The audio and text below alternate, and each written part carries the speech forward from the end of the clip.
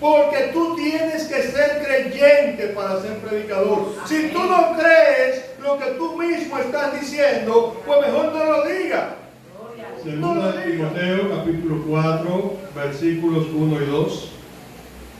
Leemos la santa, la bendita, la gloriosa palabra de Dios, en el nombre de Dios Padre e Hijo, Espíritu Santo. Amén. Te encarezco delante de Dios y del Señor Jesucristo, que juzgará a los vivos y a los muertos en su manifestación y en su reino, que prediques la palabra, que instes a tiempo y fuera de tiempo, redarguye, reprende, exhorta con toda paciencia y doctrina. Gracias, Padre. Gracias por tu santa palabra. En el nombre de Jesús, Señor, que tú seas ministrando en esta hora nuestra vida, Dios. Ministranos a través de tu palabra, Señor. Tu palabra es vida, tu palabra es luz. Tu palabra es, Señor, la que cambia, la que transforma, la que renueva nuestros corazones. En el nombre de Jesús. Amén, amén. El predicador. ¿Pero qué es un predicador? Bendito sea Dios. Un predicador es una persona encargada de proclamar, hacer una declaración pública, defender una doctrina ante un público con el fin de que ésta la elija. O sea, yo defiendo una doctrina, yo expongo una doctrina con la finalidad de que los oyentes escojan esa doctrina. O yo proclamo un mensaje de alguien. Anteriormente se inició con lo que proclamaban la venida del Rey, pero de manera literal. Ya como iglesia sabemos que nosotros proclamamos la segunda venida de Cristo, pero también es tratar de convencer a alguien de que adopte cierta conducta o cierta creencia. Esa me gusta más, esa última. Tratar de convencer a alguien de que adopte cierta conducta o cierta creencia.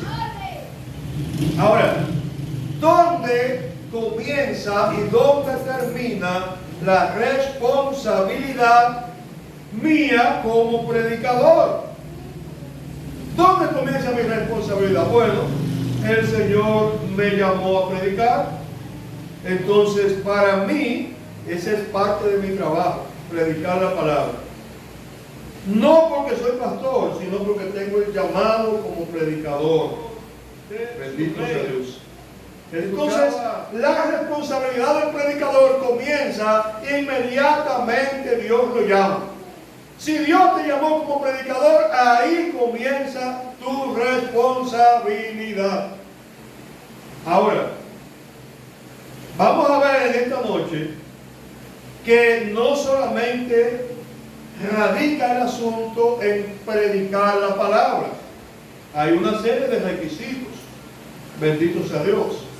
Porque si nos adentramos en los significados que yo he dado de predicar, ¿verdad? Predicar es proclamar, es hacer una declaración pública, exacto. Pero también predicar es defender la doctrina ante un público con el fin de que ellos se conviertan a esa doctrina. Amén. Entonces, para yo defender la doctrina, tengo que conocerla. Tengo que escudriñarla. Tengo que estudiarla. Y vemos el caso justamente del apóstol Pablo, que Pablo es llamado por Jesucristo. No vamos a hablar de Pablo, pero todos sabemos cómo Dios lo llamó, ¿verdad? Cómo el Señor lo conquistó. Pero aunque él hablaba de Jesucristo, pero no se tuvo como predicador hasta que pasaron 14 años, hermano. 14 años en que Pablo anduvo entre los apóstoles escudriñando acerca de la vida, del comportamiento, de los milagros, de las sanidades, de todo lo que hizo Cristo. ¿Por qué? Porque cuando tú vas a predicar acerca de un personaje tan extraordinario como nuestro Señor Jesucristo, tú tienes que conocer los detalles. ¿Por qué? Porque tú tienes que ser creyente para ser predicador. Si tú no crees lo que tú mismo estás diciendo, pues mejor no lo digas. No lo digas. No es como el asunto, ¿verdad?, que siempre nosotros relajamos.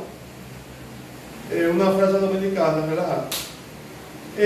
Acerca de la canción Gozo, Gozo. Una gente triste cantando gozo, gozo, gozo, gozo, gozo. Yo tenía, por favor, si tienes gozo, demuéstralo. Tú no puedes decir que tienes gozo cuando tienes una aflicción encima. Entonces canta otra cosa, no cante gozo. Bendito sea Dios. De eso trata la predicación. No es lo mismo cuando tú dices, hermano, Cristo sana, pero a ti nunca te ha sanado. No se dice con la misma intensidad. Cuando Él te ha sanado, dice, hermano, Cristo sana, Él me sanó a mí. Es diferente. Convence más. ¿Por qué? Porque hay una praxis, hay una práctica. Entonces, el apóstol Pablo, como él no anduvo con Jesús, aunque lo vio, ¿verdad? Lo vio personalmente, pero él no caminó con Jesús. Él no sabe lo que Jesús hizo o no hizo. Aunque él escuchaba lo que hacía, pero nunca lo vio, porque no andaba con él. ¿Qué tuvo él que hacer? Caminar entre las personas que fueron testigos de Jesús cuando vieron con él. Cuéntame, ¿qué pasó? ¿Cómo pasó? ¿Dónde pasó? Y Pablo, después de 14 años, ya se sabía la vida de Cristo, el ministerio de Cristo, de la A a la Z, entonces se lanzó como predicador.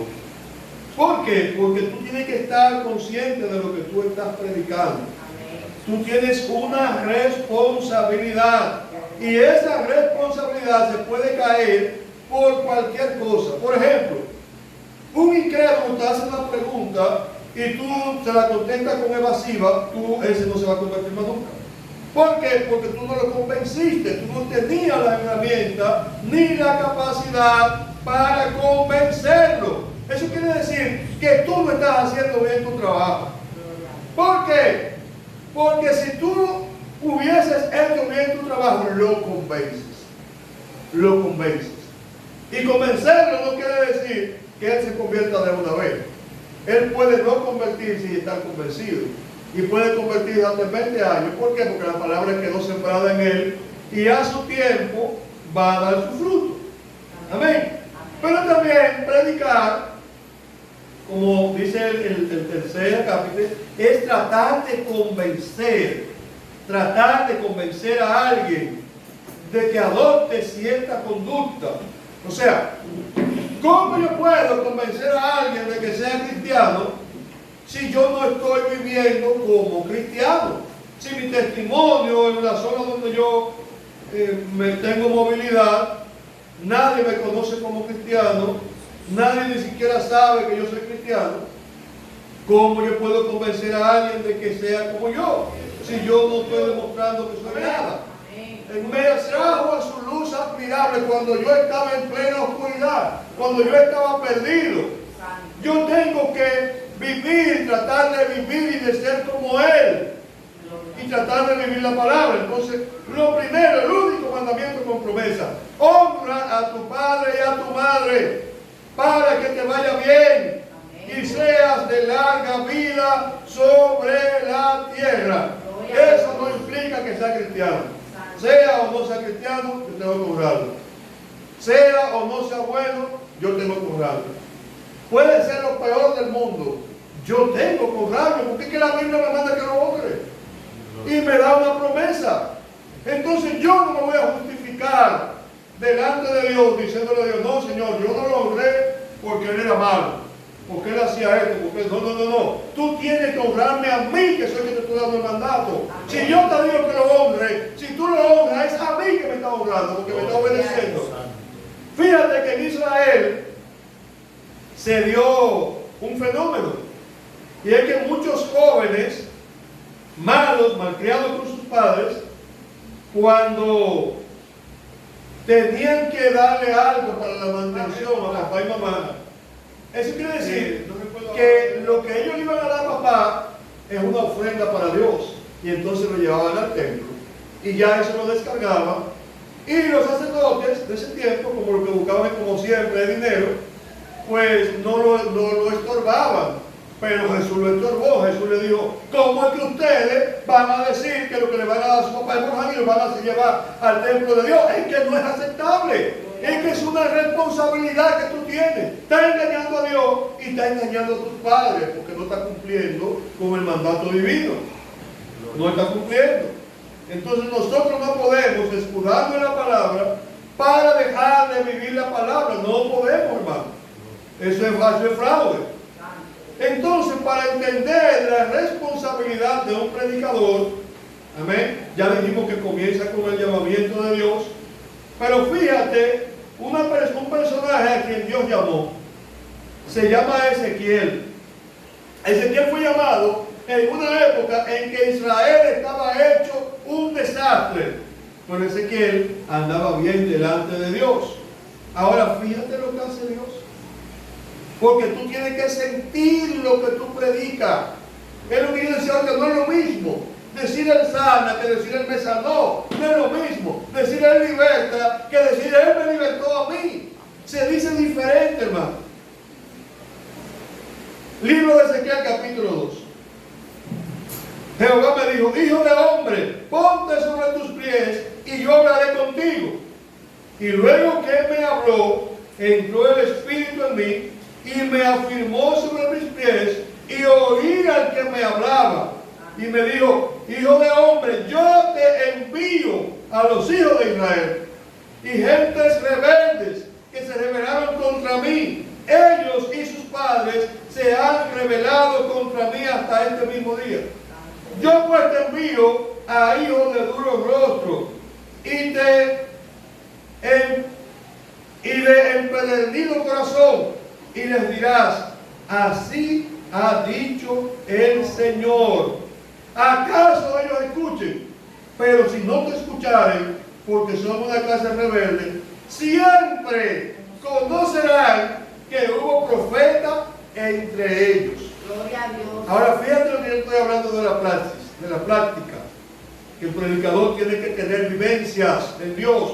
Tiene que buscar la presencia de Dios para que sus palabras sean comprensivas de la otra persona. ¿Quién era el que estaba en pecado? Israel. ¿Quién también estaba en pecado? Judá. ¿Y qué hizo papá Dios?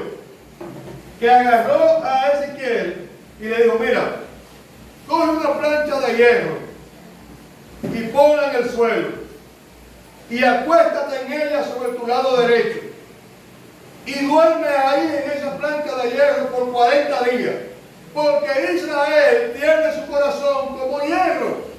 ¿De qué iba a hacer Ezequiel? Iba a sentir lo que iba a decir, porque mira, dormir arriba un hierro no es fácil. Ahora le dice Dios: tú comerás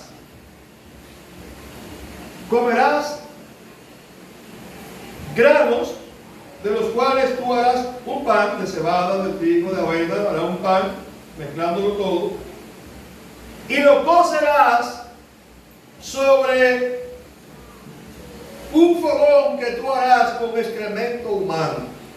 Encenderás el excremento y cocerás el pan en la ceniza y te lo comerás.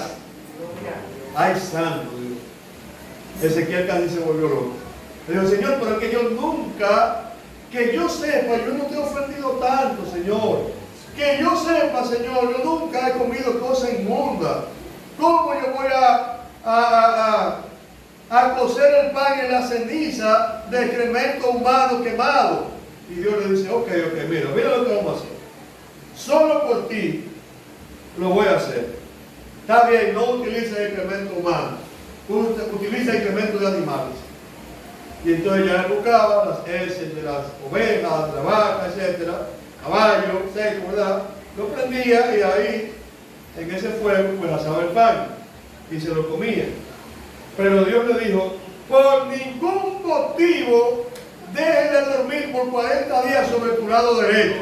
no te acuestes sobre tu lado izquierdo, solo sobre el derecho, porque Israel me ha ofendido a mí. Y pasados los 40 días te vas a voltear y dormirás 40 días del lado izquierdo, porque también Judá me ha ofendido. Y uno se pregunta, ¿por qué sentido tiene? ¿Qué sentido tiene que yo me acueste de un lado o del otro? Es que Dios obra por caminos misteriosos, hermano. Y Dios quiere que cuando yo abra mi boca, yo sienta lo que yo estoy diciendo, hermano. Que yo lo sienta en mi corazón, que yo lo crea. Porque si yo no lo creo, no voy a convencer a nadie para que lo crea. Bendita sea la gloria de Dios. En una ocasión, predicándole yo a una persona acerca del reino, él, siempre que yo le hablaba, él siempre como que me observaba la cara, me observaba detenidamente, ¿no? Porque es que yo veo que él está convencido. Cuando él lo está diciendo, no es como un cuento de camino, no es como un sueño, no es como una utopía, es como algo real que él lo está diciendo. Yo voy a tener que investigar por qué él lo está diciendo. Bendito sea Dios. Y ese era el efecto que Dios quería con Ezequiel. Que Ezequiel sintiera que cuando Dios le dice, Israel tiene su corazón como hierro, él está durmiendo arriba de un hierro, él sabe lo que es un hierro, él sabe lo que molesta a un hierro. Y cuando él le habla, él va a hablar de una forma, mira, usted tiene el corazón como hierro. Wow, esa mala noche que yo estoy pasando encima de ese hierro, ustedes son malos. Él sabe lo que le está hablando. Y ese es el efecto de Dios. Pero dice Dios a Ezequiel, ¿acaso ellos te escuchen? No importa que te escuchen o que no. Ya tú cumpliste tu trabajo y esa es la responsabilidad que quiero delimitar acerca del predicador. Mi responsabilidad como predicador es predicar. Si usted quiere adoptar mi predicación, usted gana. Si usted no adopta mi predicación, usted pierde. Pero yo no pierdo. ¿Por qué? Porque yo se lo dije. Usted fue que no lo creyó. Bendito sea Dios. Capítulo 3. Dice, me dijo, hijo de hombre, come lo que hayas. Anda, come este rollo. Y ve, y habla a la casa de Israel. Y abrí mi boca. Y me hizo comer aquel rollo. Y me dijo, hijo de hombre, alimenta tu vientre y llena tus entrañas de este rollo que yo te doy. Y lo comí. Y fue en mi boca dulce como la miel. Aleluya. Gloria a Dios. Es dulce la palabra en la boca, hermano. Ay, cuando uno está predicando a otra gente.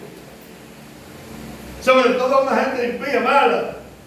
Uno coge un gusto para uno decirle la palabra y estrujársela en la cara. Lo amargo es vivir yo la palabra. Estrujársela a otro es suave. Es dulce en la boca, hermano. Ahora, Ezequiel comprobó que el rollo, que es la palabra de Dios, en la boca es dulce, pero en el estómago es amargo como retama. ¿Por qué? Porque no se asimila vivir la palabra. Decírsela a otro con la boca es muy suave. Vivirla es un compromiso. Y conlleva a veces un sacrificio, un desprendimiento. Yo tengo que desprenderme del viejo hombre para darle paso al nuevo nacimiento y vivir conforme la palabra de Dios me está diciendo que yo debo vivir. Verso 16. Aconteció que al cabo de 7 días vino a mí palabra de Jehová diciendo, hijo de hombre, yo te he puesto por atalaya a la casa de Israel. Oirás pues tú la palabra de mi boca y los amonestarás de mi parte.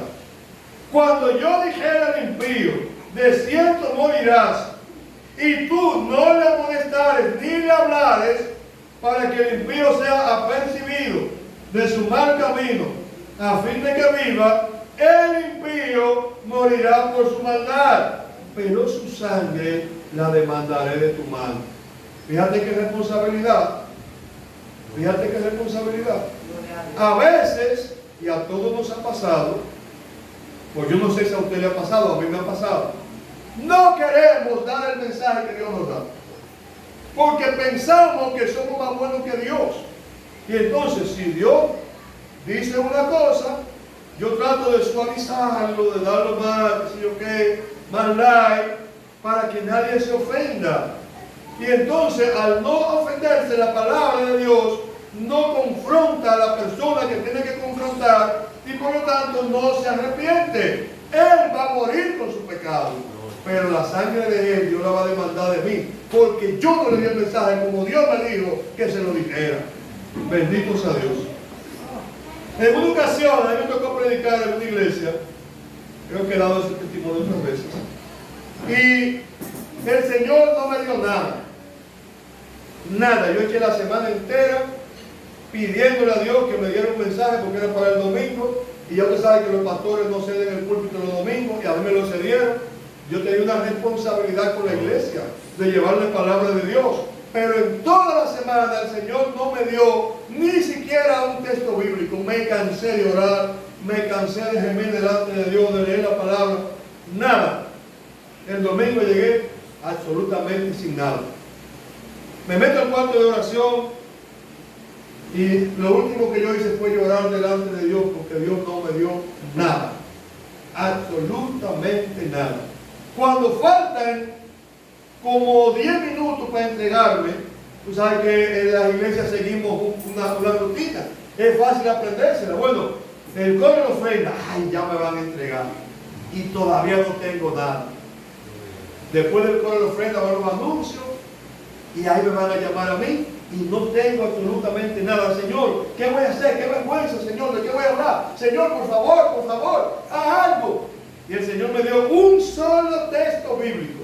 Raquel que llora a sus hijos y no quiere ser consolada. Punto. Aleluya.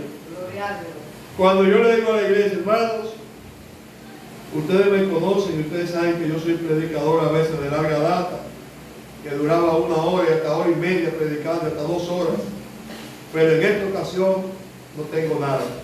Un solo texto bíblico me dio el Señor. Abra su Biblia y leo el texto bíblico y dejo la Biblia ahí.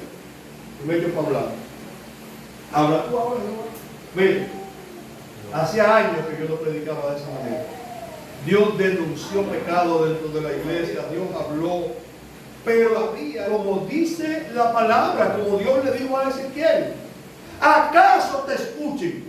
Si no te escuchan, ellos van a saber que hay profetas de Dios entre ellos, que hablan palabra de Dios. Amén. Cuando yo hablé, la iglesia se frizó.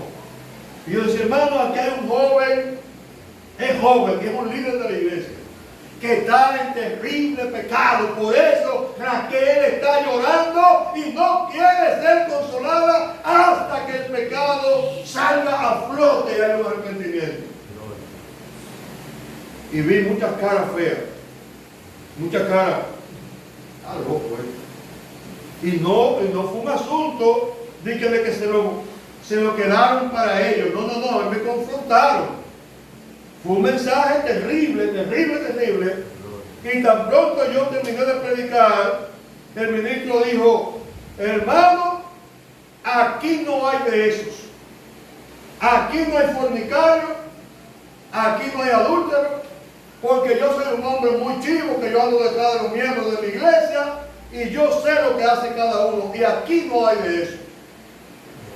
Y ustedes saben lo que implica cuando el profeta es mentiroso, cuando el profeta habla y la palabra de Dios no se cumple, está de mentiroso y va a muerte y a muerte espiritual.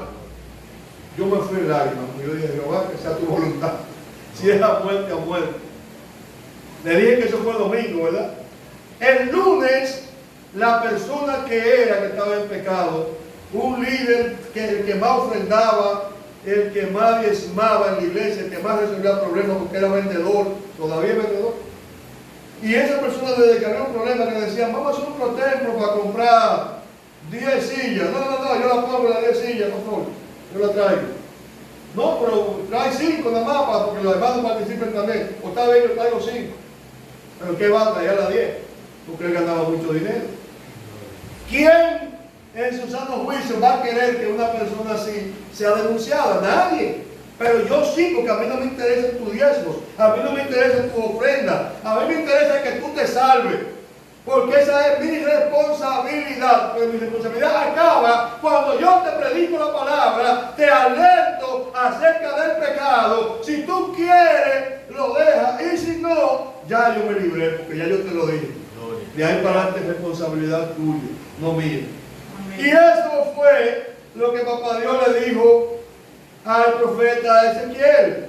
¿Acaso te escuchen? Pero si no te escuchan, sabrá que hay profeta de Dios en Israel.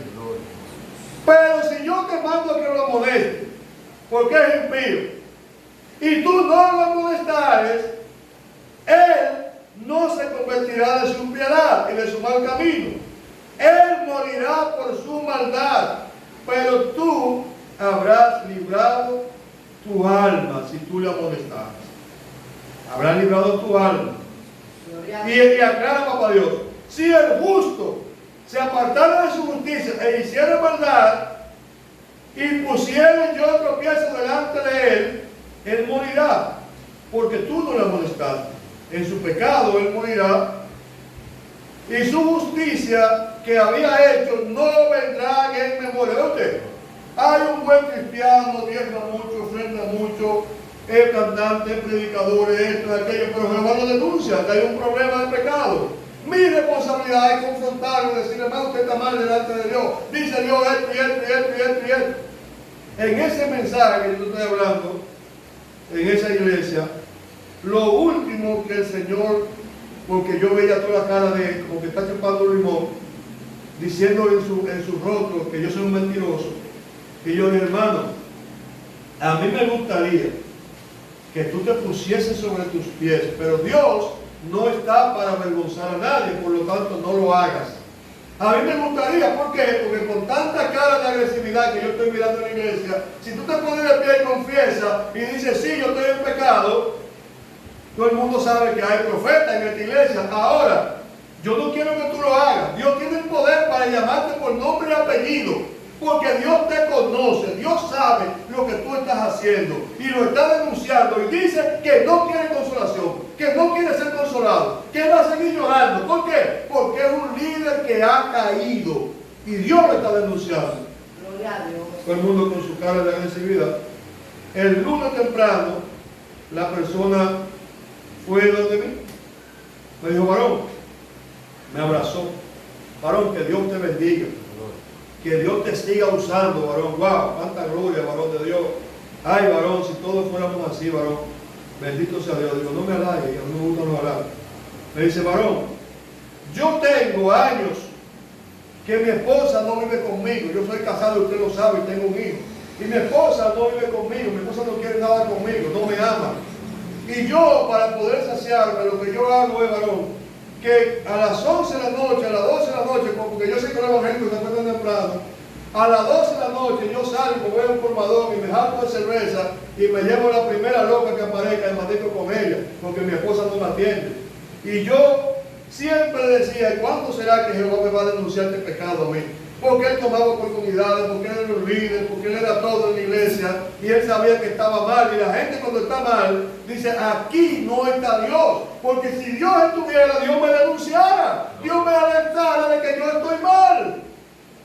Mi hermano, ese hombre me dijo, mi varón, yo voy para donde el pastor y le voy a decir, para gloria de Dios y para resarcimiento suyo, que yo soy esa persona.